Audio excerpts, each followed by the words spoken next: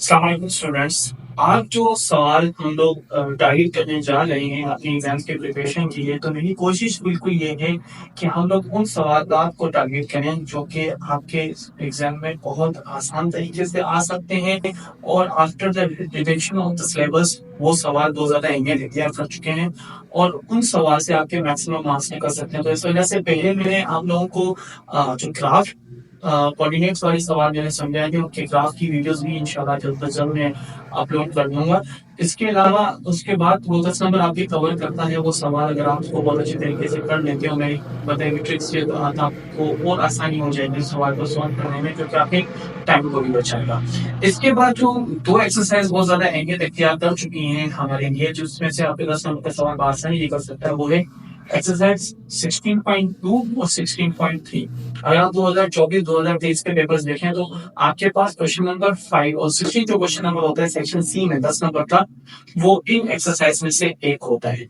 2024 में question exercise 16.3 से आया है डायमीटर वाला सवाल, और 16.2 में ये सेम सवाल कोलिनियर वाला 2023 में आ चुका है। और आप इस सवाल में एक ही फॉर्मूला लगाकर पूरी एक्सरसाइज में कहीं से भी सवाल एक ही फॉर्मूला निकालकर आप पूरा का पूरा सवाल पास में सोल्व कर सकते हैं, और यहाँ से आपको 10 नंबर आराम से कहना हो जाएगा इंशाल्लाह ताला।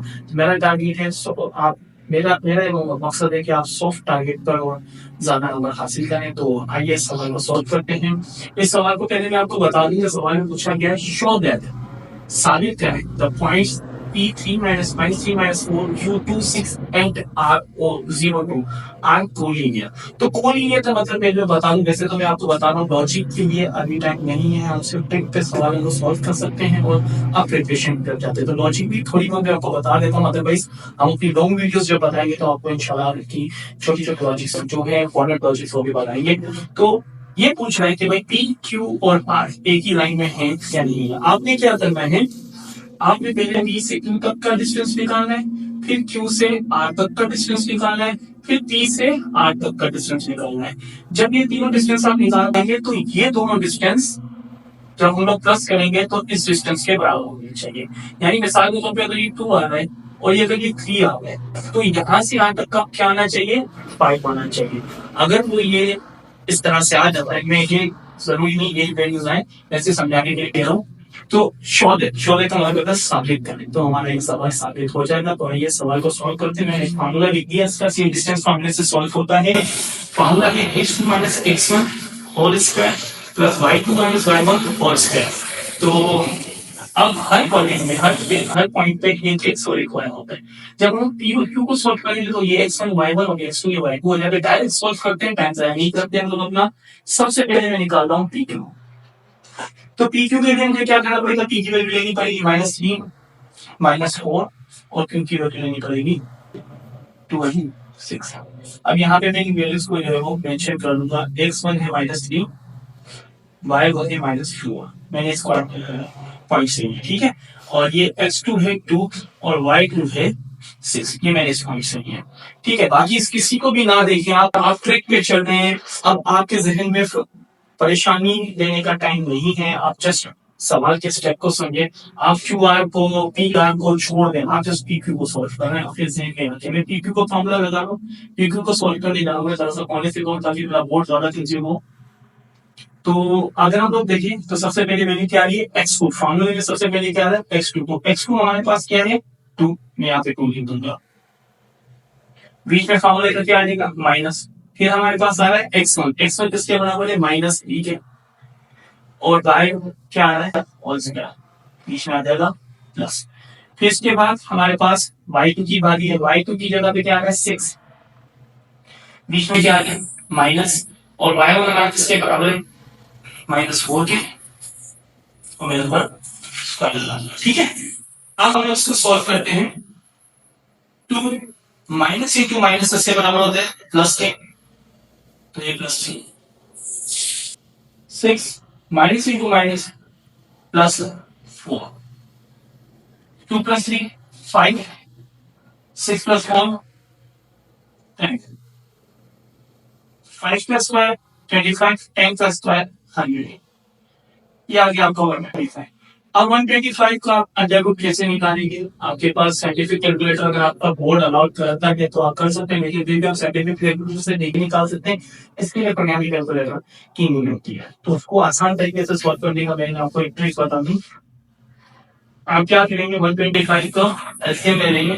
बहुत सारे तरीके मैं एलसीएम के तरीके से करता हूँ, और नंबर है तो जाहिर सी बात है नहीं होगा, 5 से करेंगे। 5 2 10, 5 5 25, 5 5 25, 5 1 5। तो हमारे पास 5 का क्यूब आ गया। जिन दो वैल्यूज की जोड़ी बन रही है यहाँ पे देखें, वो रूट से बाहर आ जाएगा, और जो अकेला है उसको रूट के अंदर रखें। बेहतरीन तरीका बताओ कैलकुलेटर आप बआसानी इस तरह से अंडर रूट निकाल सकते हैं।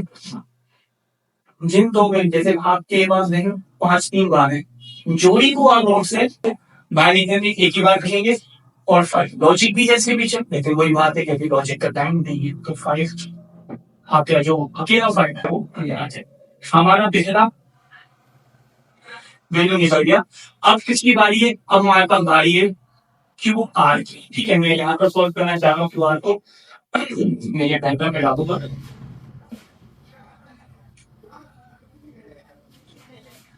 मैं क्यू आर को सॉल्व करने जा रहा हूँ।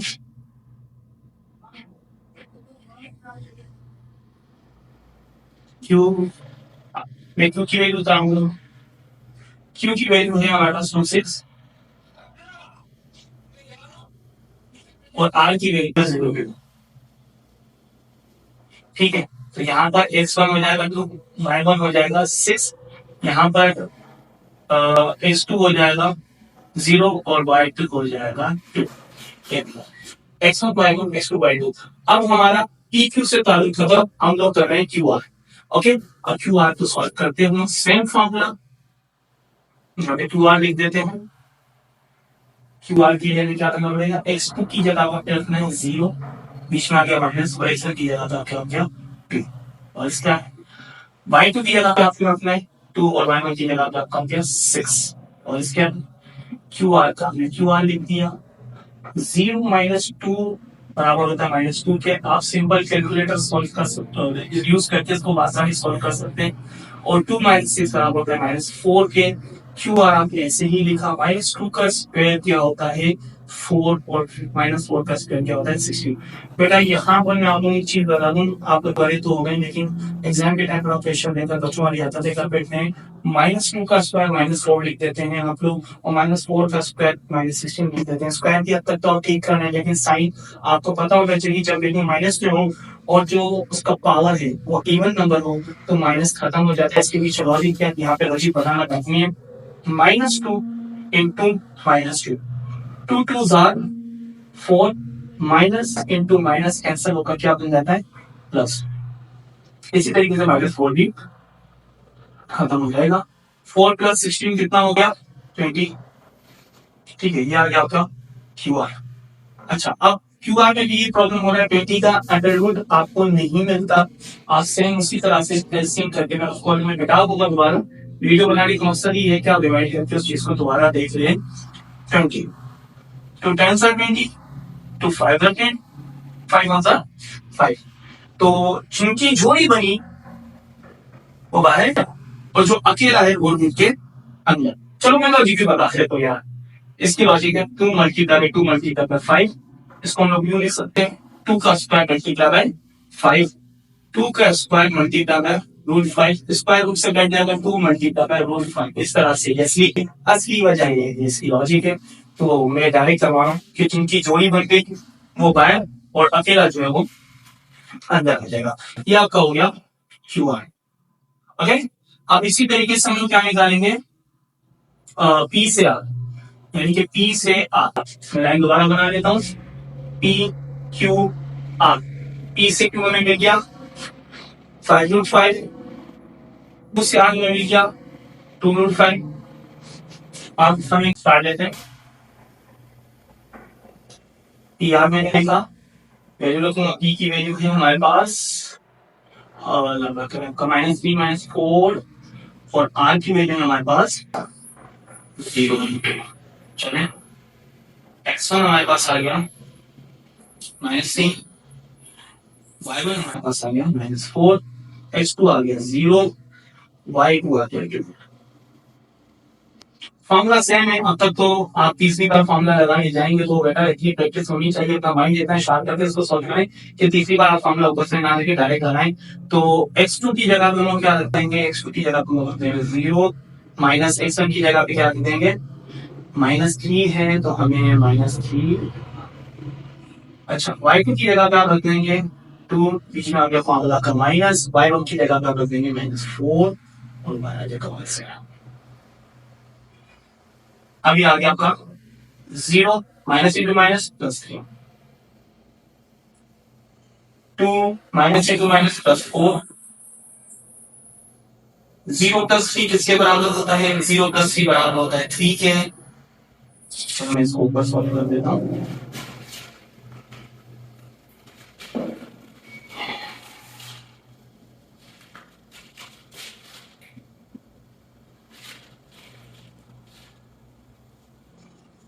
Zero minus into minus +3 whole square plus 2 minus into minus +4 whole square, 3 का होल स्क्वायर प्लस 2 + 4 कितना होता है 6 का होल स्क्वायर, 3 का स्क्वायर होता है 3 का स्क्वायर होता है 9 और 6 का स्क्वायर होता है 56। ये आ गया आपका 45। ठीक है, अब वही बात आ गई कि यार का आपका क्यूब कैसे निकलेगा, आप फिर इसको एलिमिनेट करके आप निकाल सकते हैं 45 ऑब्वियसली 3 से होगा, 3 मतलब 3 से 5 का 14, 45 5 3 और 3 5 का 15, 5 अंदर जिनकी जोड़ी बनी वो बाहर, जो बगैर जोड़ी के होंगे 4 अंदर। ये आ गया आपका क्लियर। अब बेटा आपके तीनों डिस्टेंस निकल चुके हैं। अब हम लोग चेक करते हैं क्या दो डिस्टेंस प्लस होकर तीसरे डिस्टेंस के बराबर होते हैं या नहीं होते हैं। मैं तीनों डिस्टेंस को पहले लिखूंगा। मैं सबसे पहले पी क्यू को लिखूंगा। पी क्यू की वैल्यू है हमारे पास 5/5। ठीक है, अगर हम लोग दूसरी वैल्यू देखें वो क्या है, क्यू आर। क्यू आर की वैल्यू है हमारे पास 2/5 और पी आर की वैल्यू है हमारे पास 3/5। क्या हम किसी दो वैल्यूज को प्लस करके एक वैल्यू के बराबर कर सकते हैं? यस, आप कौन से देखिएगा, मैं Q R plus P R बराबर करके पी क्यू के कर सकता हूँ। क्यू आर की जगह पे मैं लिख दूंगा 2/5, पी आर की जगह में लिख दूंगा 3/5 और पी क्यू की जगह में लिख दिया 5/5।